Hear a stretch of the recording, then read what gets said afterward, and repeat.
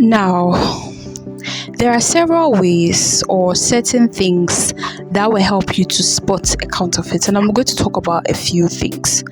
So, first of all, the counterfeit is toxic. He could be verbally, mentally, psychologically, physiologically, or physically abusive. If you see any of these abuse signals, please don't ignore them. That person is a counterfeit. As long as the person is toxic, don't even venture into a relationship with a person. The counterfeit is manipulative, deceptive, condescending. So the person will tell you something like, oh, God told me that you are the one. It's not everybody who says God told me you are the one that is lying, but a lot of people use it to deceive people. So be very careful. If he is mature, he will wait for God to also tell you that he is the one, so that both of you can come together. You understand? Yes. He will know how to talk to you. He's not going to try and manipulate you with such a statement. So don't fall for it. The person is deceptive. He's not honest. Even if he's honest with certain things, he's not honest with everything. He's probably pretending. He is always telling you that, women are supposed to be doing this. He's always engendering issues. And oh God, no. Don't be with somebody who feels like because he's a man, he's superior to everybody. Yes, a man is a leader, great, but you don't have to keep telling me that I am less than. What's that? Don't be with somebody like that. You are in fear and not in love, but you think you are in love. Perfect love casted out fear. If you are used to abuse and you know you are not in an abusive relationship, just know you are in the wrong relationship. Yes, there is something like a peaceful relationship that is going to be joyful. So don't let people come and tell you that this is the best you can get. Stay with somebody who is even abusing you because the good men in the world have finished. They've not finished. If you believe the good men have finished, they finished for you. But for other people who believe there are good men in the world, they will keep seeing good men.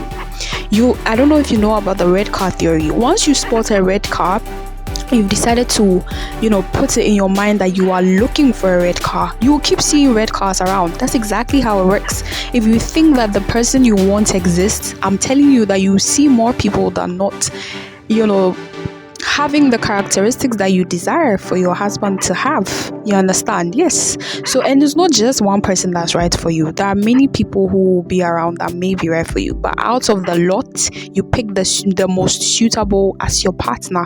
Why do you think that people lose their husbands and are able to marry again? The men don't finish. The good men have not finished. So why do you think they have? Why do you have a scarcity mindset? You need to work on your mind. All right.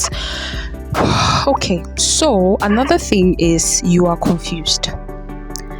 The person who God has for you will not leave you confused. Do you love me or not? Am I the one you want or not? It's not now you come to ask, what are we?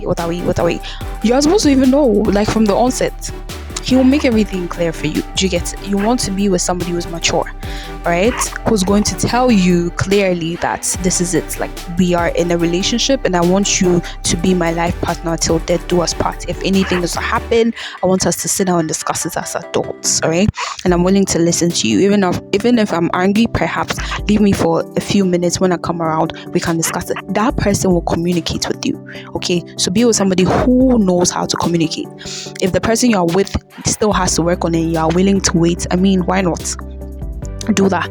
But don't be with somebody who's going to belittle you, going to leave you confused. The person is going around with other girls just to see if you are the one he really wants. If you are the one he really wants, he will come straight to you. It's not now I'm going to check other girls before I come and see you. What's that? Anyway, don't let anyone insult you in that manner, right? So your purpose alignment is also not ultimate. So maybe God has called you to be a musician or something, and then one of the counterfeits, like the ultimate counterfeit, for example, may also have been called to become a pastor by God. So you are wondering, our purposes seem to align, but the person is toxic. Please walk away. That person is not for you.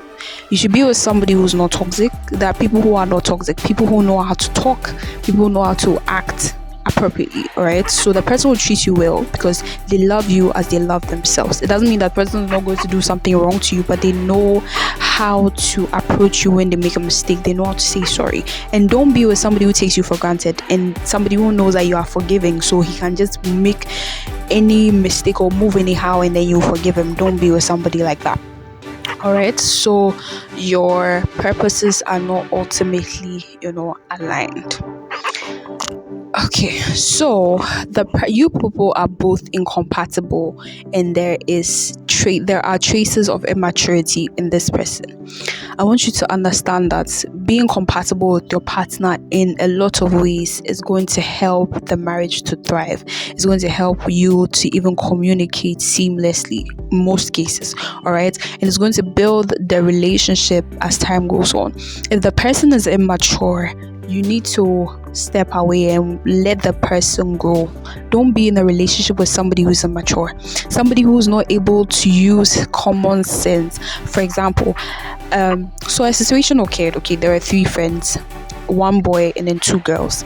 Both of the girls liked the boy, okay, but then unfortunately the boy left the school that the 3 of them were attending, and he moved outside the country also. And so the boy was communicating with one of the girls that the boy liked, apparently. And so let's just say this girl was Courtney and then the other one was Aisha. So Courtney was telling, the boy, let's just say his name is Jerome. Courtney was telling Jerome that, she hasn't been able to talk to Aisha for a long time because Aisha changed over time, while they were in school. Jerome didn't even bother to ask this girl Courtney why she's saying Aisha has changed. He just said, Aisha, that girl, just leave her. Jerome later picked up the phone and called Aisha and told her that, you know what Courtney told me? Courtney told me that, you've changed and all of that, and Aisha was like, it's not that, it's just that after school we all didn't have mobile phones and all of that.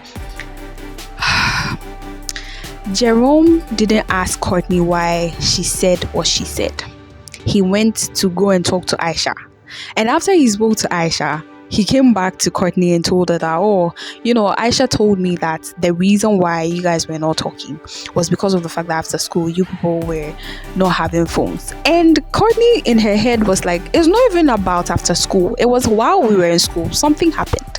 We were writing exams at that time. And I had this competition. So Courtney had this competition with a girl in the class. And the winner, gets a gift or something. So the Aisha girl had a paper with the questions to one of the exams in it.